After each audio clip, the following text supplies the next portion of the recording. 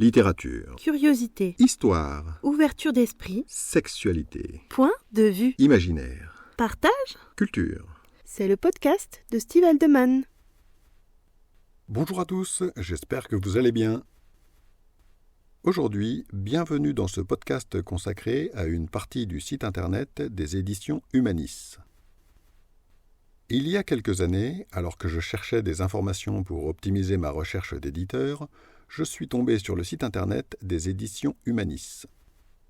J'avais alors une vision du monde de l'édition assez étriquée, sans bien m'en rendre compte, et mon désir se limitait à relever un défi, celui d'être édité par une maison à compte d'éditeur.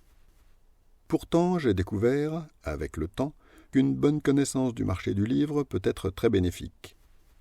Savoir dans quelle sphère professionnelle on arrive, c'est se donner la possibilité d'arrêter de se bercer d'illusions. Et pour un écrivain, cela peut avoir deux conséquences. Soit abandonner, tellement la réalité est cruelle pour les auteurs, soit persévérer dans une passion qui exigera beaucoup de vous, mais qui aboutira plus facilement après avoir lu les conseils de ce site. Avant d'aller plus loin, il est utile de préciser comment s'organise le monde de l'édition en France en 2023. Il y a, en gros, 3 types de solutions qui permettent à un auteur d'être lu par le grand public.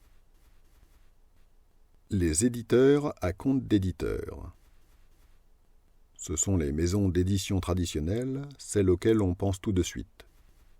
Gallimard, Plon, Lattès et toutes les autres. Il en existe énormément, de toutes les tailles, depuis la très grande entreprise jusqu'à l'éditeur en solo. La taille n'est pas une garantie de qualité. Il y a des éditeurs passionnés et très compétents dans les toutes petites structures. La taille n'est pas non plus la garantie d'une promotion à grande échelle. Les grandes entreprises ont certes des moyens importants, mais elles distribuent un nombre de livres en rapport. Pour information, on dit éditeur à compte d'éditeur, car une telle maison ne fait pas supporter le coût de la publication à l'auteur. Elles assument seules les frais et rémunèrent l'auteur en fonction. Les éditeurs à compte d'auteur.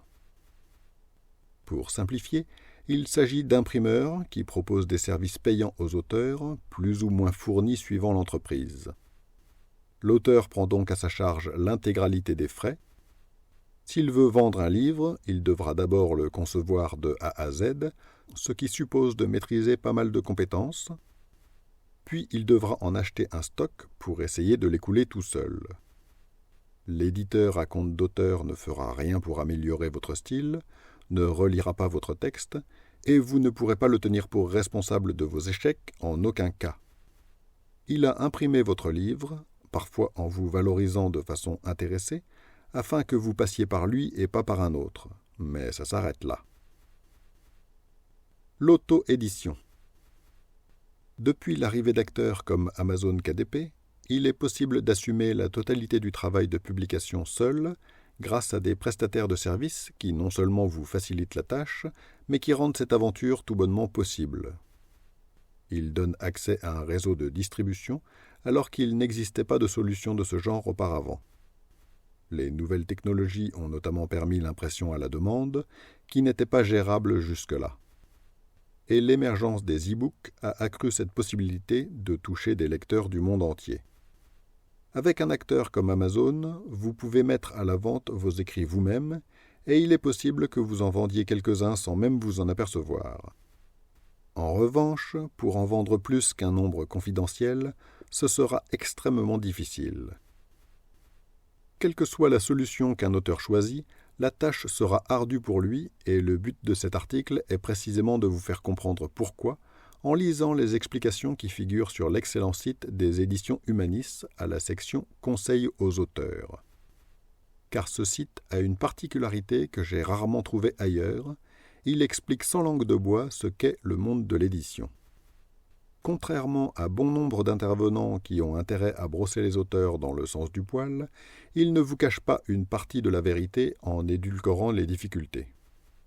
Les éditions Humanis ont pris le parti de la vérité crue, parfois brutale quand on ne s'y attend pas, mais salvatrice pour les auteurs qui sont vraiment motivés. Luc Debord, son patron, est très clair sur la difficulté qui attend les auteurs, quelle que soit la solution qu'ils retiennent pour être publiés. Par exemple, il est très important de comprendre ce qui se passe réellement quand vous envoyez un manuscrit à une maison d'édition. Ça évite de se faire de fausses idées, de s'agacer et d'attendre d'un éditeur un service qu'il ne pourra pas vous rendre, même s'il en a envie. En particulier, ce site m'a permis de comprendre à quel point il était important que je reste humble en tant qu'auteur et quel était le chemin qu'il me restait à parcourir. Je conseille donc aux auteurs en herbe de parcourir ce site afin de faire les bons choix. Avec la chaîne YouTube de MIA, au sujet duquel j'ai fait un article, c'est une excellente façon de se professionnaliser. La section « Conseils aux auteurs ». Ce menu comporte 3 parties. Pour la publication, les bases de l'écriture, pour aller plus loin. Parce que les différents articles de la partie publication insistent sur l'importance de la qualité de l'écriture, je vais d'abord vous parler de ce deuxième point. Les bases de l'écriture. Ce thème, comme les autres, comporte plusieurs textes relativement longs et enrichissants pour qui prend le temps de les lire.